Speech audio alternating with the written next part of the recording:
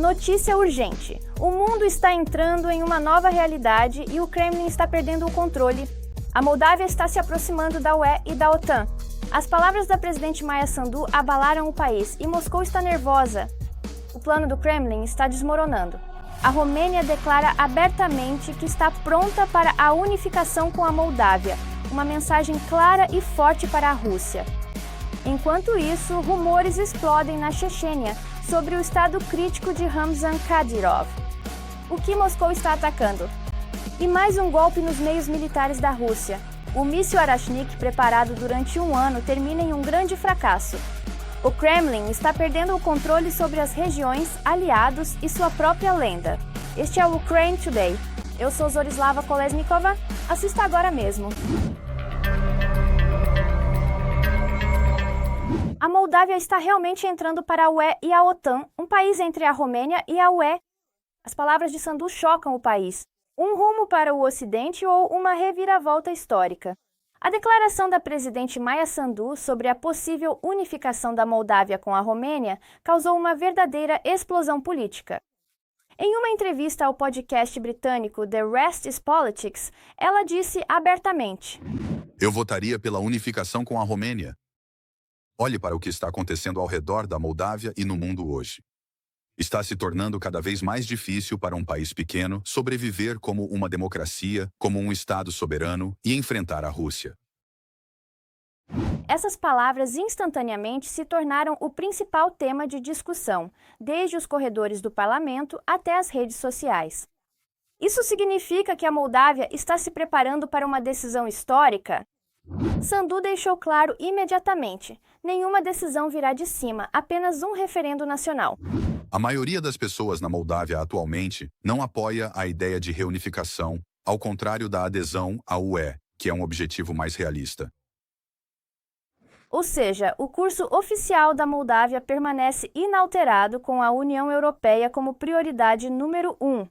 No contexto da guerra da Rússia contra a Ucrânia, do bloqueio da Transnistria e das ameaças de Moscou, a questão da segurança tornou-se um tema importante, existencial para a Moldávia. A declaração de Sandu não é um plano de ação, mas um sinal político. Pequenos estados não podem mais permanecer em uma zona cinzenta. A União Europeia como caminho oficial e apoiado pela maioria, a Romênia como um possível cenário no futuro, a Rússia como um fator comercial, não uma parceria. Portanto, a Moldávia está fazendo sua escolha. O plano do Kremlin é claro, será apenas um choro nas costuras. A Romênia está abertamente pronta para se unir à Moldávia. Bucareste está enviando um sinal claro a Moscou. O que o Kremlin tem temido por anos está começando a tomar forma. A Romênia confirmou oficialmente sua disposição de discutir seriamente a unificação com a Moldávia em um estado assinado, caso tal decisão seja apoiada pela sociedade moldava. Isso foi declarado pelo conselheiro do presidente da Romênia, Adnab Eugen Toma, ao comentar sobre a declaração de grande repercussão da presidente da Moldávia, Maia Sandu. A Romênia está pronta para se sentar à mesa de negociações a qualquer momento e discutir seriamente esse cenário, mas somente se a própria República da Moldávia o considerar como uma opção. Bucareste permanece, é mesmo? Em 27 de março de 2018, o parlamento romeno adotou, por unanimidade e sem um único voto contrário, uma declaração de prontidão para a reintegração com a Moldávia. E essa posição não mudou. Esta é a posição oficial do Estado romeno. Continua válido até hoje. Segundo Tomac, os parceiros internacionais da Romênia, a OTAN, a União Europeia e os Estados Unidos compreendem perfeitamente a unidade histórica e cultural dos dois países. Mesmo povo vive na Romênia e na República da Moldávia. Mas essa discussão precisa ser conduzida de forma extremamente responsável e séria. A unificação da Moldávia com a Romênia, ou até mesmo a real perspectiva de tal cenário, significa para Moscou a perda de mais um nível de influência na região. Transnistria, a palavra russa Graysons, tudo isso começa a perder os sentidos se Shine Song finalmente passar a integrar o campo ocidental. A Transnistria está exultante. O Kremlin perde uma alavanca-chave. A Transnistria está de volta ao grande jogo, mas desta vez não como uma carta do Kremlin, e sim como um fardo. Devido às ações coordenadas da Ucrânia e da Moldávia, a região está efetivamente isolada. Cerca de 1.500 soldados russos ficaram sem rotas de abastecimento. O que isso significa para a Rússia? O Kremlin está perdendo mais uma ferramenta de influência? E será que esse bloqueio pode se tornar um ponto de virada para a Transnistria? De um ponto estratégico a uma âncora que afunda ainda mais, a Transnistria se viu bloqueada graças às ações sincronizadas da Ucrânia e da Moldávia. O contingente russo de 1.500 homens, embora não esteja cercado militarmente, ainda assim está isolado.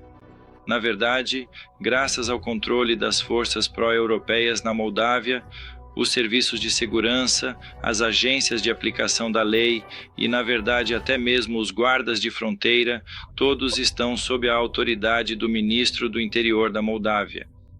Tudo isso possibilita não dificultar a implementação das intenções do Kremlin. A questão é que Kiev e Chisinau introduziram simultaneamente medidas reforçadas de controle de fronteira. Como resultado, o Kremlin perdeu seus canais habituais de influência e logística na região. Segundo relatos, todos os corredores pelos quais armas foram entregues à Transnistria durante décadas, rotações militares ocorreram e equipamentos e combustíveis foram fornecidos, foram fechados simultaneamente. Como resultado, todo o agrupamento da Federação Russa foi efetivamente paralisado. Há muitas munições aqui, realmente muitas, mas uma parte significativa está obsoleta e é perigosa. Isso é mais um fator de risco do que um recurso real. O ponto mais vulnerável é o combustível. Eles não têm refinarias próprias. As importações dependiam de rotas externas e, sob isolamento, o equipamento perde sua mobilidade. A conclusão é simples. Em 2026, a Transnistria é um beco sem saída estratégico para a Rússia.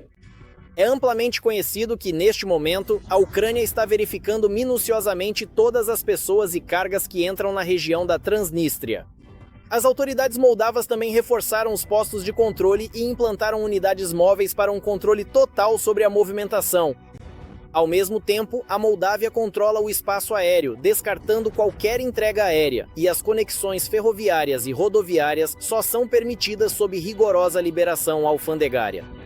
Além disso, desde o início do ano, Kiev e Chisinau integraram seus sistemas de fronteira, de modo que cargas ou pessoas só podem passar com a aprovação de ambos os lados.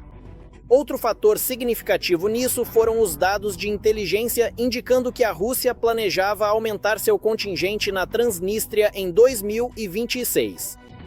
Está claro que a Federação Russa planejava usá-la na prática como uma espécie de porta-aviões terrestre para lançar ataques de grupos de sabotagem contra o sul da Ucrânia, especificamente as regiões de Odessa e Vinnytsia.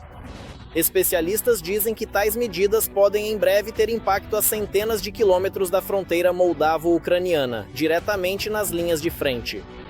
Além dos combates na linha de frente, somos constantemente obrigados a manter reservas e permanecer em alerta por duas direções.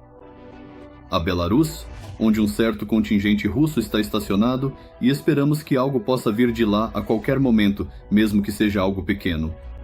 E também há a Transnistria, perto de Odessa e próxima à região de Mykolaiv, onde também há cerca de 1.500 soldados russos, depósitos, todas essas coisas. Isso também nos obriga a manter constantemente certas forças estacionadas lá. Não são quaisquer forças, não são forças fracas, mas sim bastante capazes para que, se algo acontecer, possamos repelir um ataque.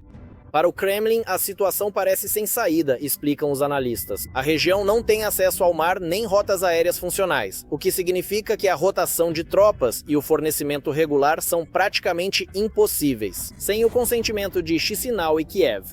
Resolver essa questão por meios militares não vai funcionar. O contingente russo existente é insuficiente e qualquer operação de desembarque está fadada ao fracasso. A única solução correta nesta situação pode ser a retirada das tropas russas da região, que é o objetivo final tanto para a Moldávia quanto para a Ucrânia. É necessário examinar minuciosamente o que realmente é o Grupo Operacional de Forças Russo e propor uma solução adequada para desmantelar essa estrutura. Mas, ao mesmo tempo, na margem esquerda também existe o chamado Exército da Transnistria, e na rua Manolova, número 12, em Tiraspol, está o chamado Ministério da Segurança do Estado, que é algo como um análogo do KGB ou NKVD, mantendo os moradores da margem esquerda sob medo. Também existem todo tipo de batalhões especiais. Portanto, do meu ponto de vista, a unificação do país exigiria, de forma fundamental e técnica, a desmilitarização total e abrangente desta região. Além disso, a Moldávia foi ainda mais longe. Em uma entrevista recente, a presidente do país, Maia Sandu, declarou que apoia a ideia de unir a Moldávia e a Romênia. Se tal unificação acontecer, Chisinau automaticamente se encontrará tanto na UE quanto na OTAN e, portanto, para sempre fora do alcance da Rússia. Sim. Os planos do Kremlin desmoronam, rumores crescem sobre o estado crítico de Kadyrov. Na Chechênia, os rumores sobre a saúde crítica de Ramzan Kadyrov estão se espalhando rapidamente. De acordo com as informações disponíveis, seus rins falharam, ele estaria fazendo diálise e membros próximos da família e figuras do círculo íntimo estão chegando à região, inclusive do exterior. A condição de Kadyrov é realmente crítica. Poderia me explicar detalhadamente qual seria a razão específica para que isso esteja acontecendo agora? Será que os diversos membros influentes pertencentes a este clã específico estão se reunindo agora mesmo na cidade de Grozny para uma conferência importante? Neste exato momento. Mas confira todos os detalhes minuciosos a seguir. Absolutamente ninguém que esteja vivo hoje conseguiu evitar percorrer esse caminho inevitável. No Kremlin, eles já estão discutindo possíveis sucessores. Entre os principais candidatos foram citados o presidente do parlamento Magomed Davdov, o comandante Ahmad Abdi Allahudinov, além do filho mais velho de Kadyrov, e o recém-nomeado vice-chefe do governo Ahmad. A questão é que Abdi Allahudinov, em primeiro lugar, é muito bem promovido e, em segundo, ocupa um cargo. Ele é o comandante do batalhão Ahmad e também tem um posto no Ministério da Defesa. Por isso, neste momento, ele provavelmente é o número 1 e ele não faz exatamente parte do clã Kadyrov.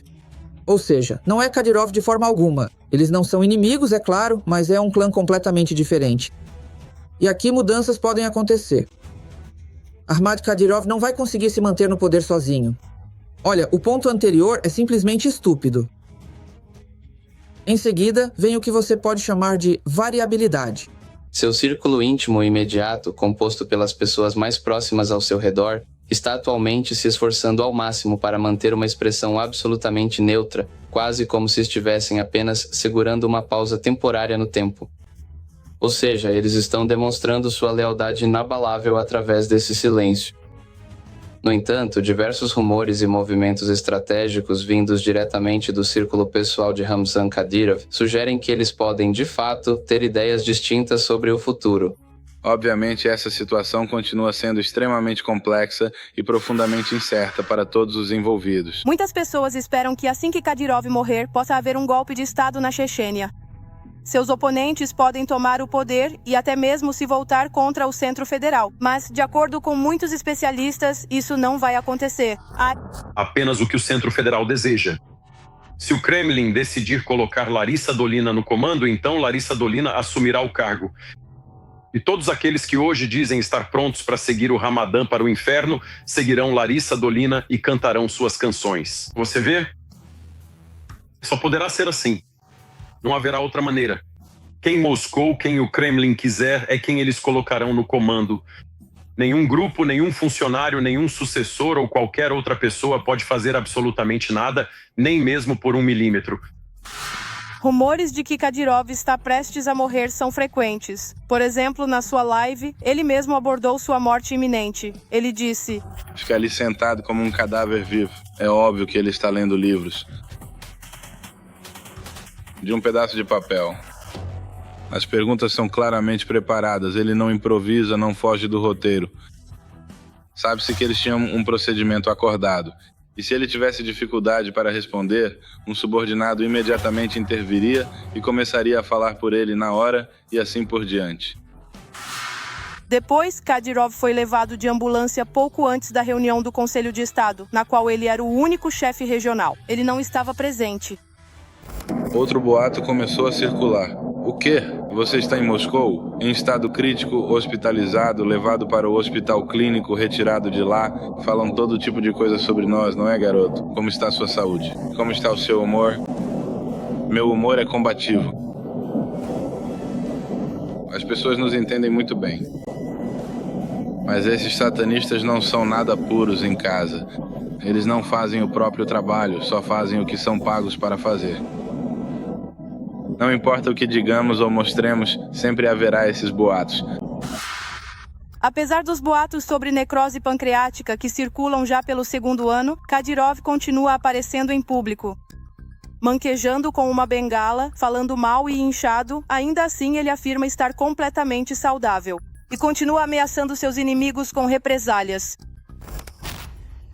Saúde, ótimo humor, pronto para a batalha, certo? Só ficou um pouco inchado, na verdade bastante. Apenas deixe que se desenvolva naturalmente com o tempo. Agora, em cerca de meia hora, a partir deste exato momento, ela vai começar sua sessão de treinamento. Então, meus queridos amigos, vocês realmente precisam continuar com o que estão fazendo. Isso é um desafio, um verdadeiro desafio. E eu realmente peço desculpas pela interrupção. Para qualquer casa, vamos lá. A Jumani também. A Jumani sem restrições, lutas de boxe. Quero declarar, dizer a todos que compartilham conosco a alegria e a tristeza de amanhã, a liderança de domingo. Resistiremos impiedosamente. Às 16h10... À tarde passei para visitar meu irmão, Ramzan Akhmatovich, e agora estamos aqui tomando chá juntos. Onde você me encontrou?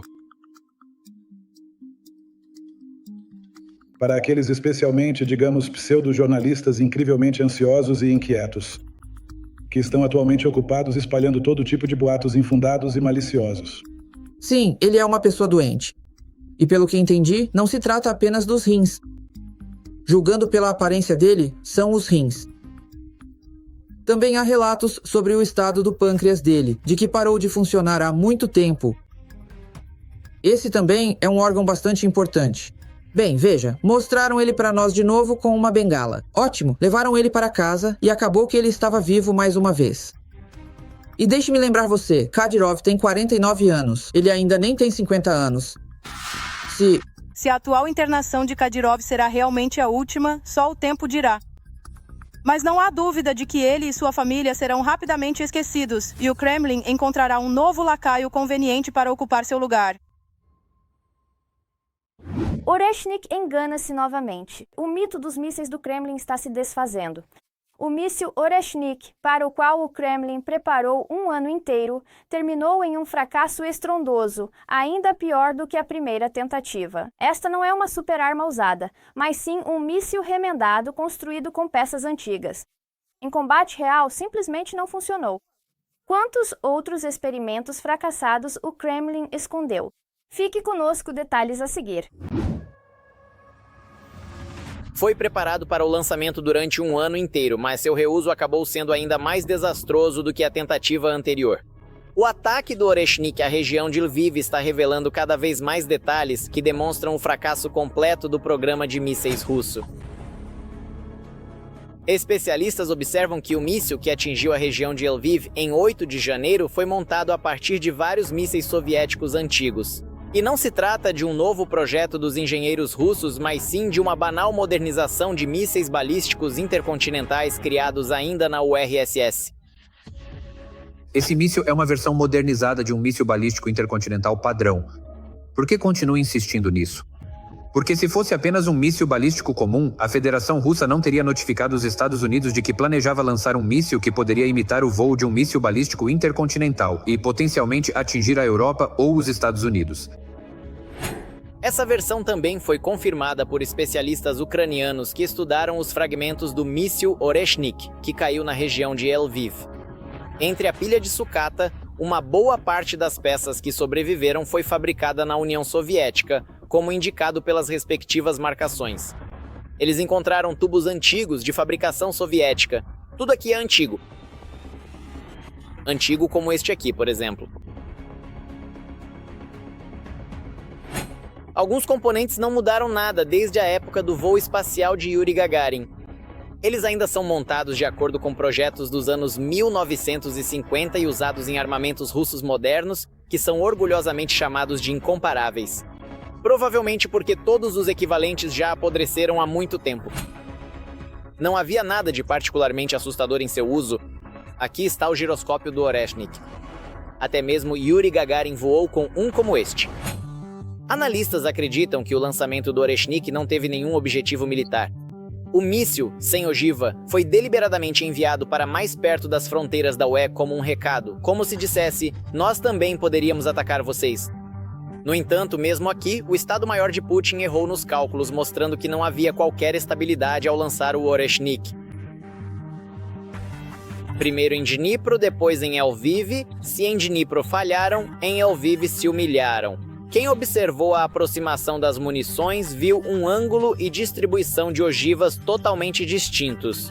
Ou seja, o segundo teste do míssil também fracassou. Falando sobre a dispersão irregular das submunições, vale mencionar a precisão. O Oreshnik também não conhece isso.